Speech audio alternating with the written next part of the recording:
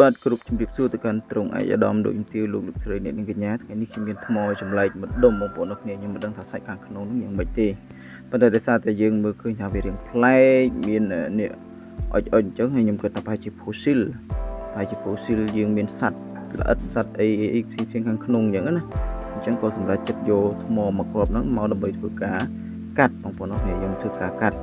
ប៉ុន្តែពេលដែលកាត់ហ្នឹងគឺខ្ញុំអត់បានថតសកម្មភាពកាត់ទេប៉ុន្តែយើងថតសកម្មភាពដែលកាត់ហើយឥឡូវជាមួយយើងអត់ទាំងអស់គ្នាបាទដាក់ចុះតិចទៅដាក់សើមទឹកតិចបាទហើយដាក់ចុះយើងធ្វើការអ៊ុតទៅខ្ញុំធ្វើការបាញ់ពលឺចូលដើម្បីឲ្យដឹងថាតើសាច់ខាងក្នុងរបស់វាយ៉ាងម៉េចយើងមើលពីក្រៅគឺបែបហ្នឹងបងប្អូនអរគ្នាអញ្ចឹងឥឡូវមើលទាំងអស់គ្នានេះបាទខាងក្នុងគឺពណ៌បែបប្រផេះបងប្អូនអរគ្នាបែបប្រផេះហើយមានអុចសអញ្ចឹងទៅហើយហ្នឹងឯងសភាពសាច់របស់គេ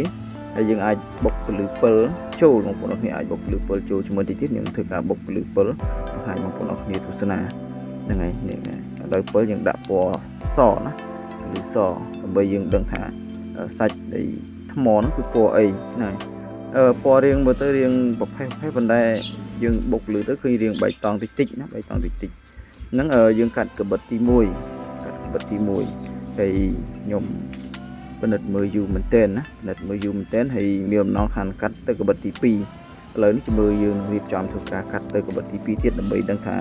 សាច់ខាងក្នុងហ្នឹងគឺយ៉ាងម៉េចហ្នឹងហើយហើយក៏មានថ្មផ្សេងទៀតដែរមានប្រភេទ green jasper មានប្រភេទ agate មាន red jasper មានអីចឹងទៅច្រើនបែបប្លែកមានច្រើនណាហើយប៉ុន្តែសិតតែថ្មដែលយើងអាចមើលដឹងពីក្រៅទៅហើយខ្ញុំថតលើនេះគឺ green jasper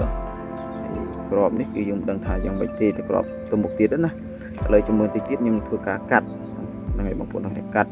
ដើម្បីបង្ហាញសាច់ទាំងអស់គ្នាឥឡូវយើងកាត់ហើយនេះបាទនេះកាត់ហើយបាទកាត់រួចហើយជមើមើលយើងអ៊ុតទាំងអស់គ្នាណាមើលសាច់ខាងក្នុងវាឡើងកម្រិតខ្លាំងជាងមុនឬមើលក៏ប៉ុនមុននេះបាទអូខេនេះបង្ហាញឃើញហើយបងប្អូនអរគ្នាគឺថា snow កដាលរបស់គេមើលទៅរាងចាស់ជាងមុនបន្តិចហើយយើងបុកពលឺទៅគឺចូលរាងខ្លាំងជាងមុនបន្តិចហើយកម្រិតពណ៌របស់គេគឺពណ៌បៃតងហើយពិលបងប្អូនអរគ្នាយើងដាក់ពណ៌បែបនេះបងប្អូនអរគ្នាពណ៌រាងសកុំឲ្យដាក់ពណ៌ក្រហម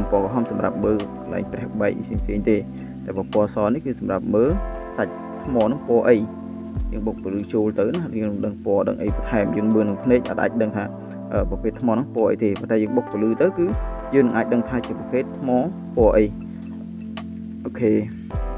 អញ្ចឹងមានតែប៉ុណ្នេះបងប្អូនអរគ្នាសម្រាប់ការថតបង្ហាញទៅកាន់បងប្អូនអរគ្នាហើយសូមបងប្អូនអរគ្នាជួយខ្ញុំ Subscribe ឬមួយក៏ចុច Follow TikTok ហើយនិង Page របស់ខ្ញុំបាទផង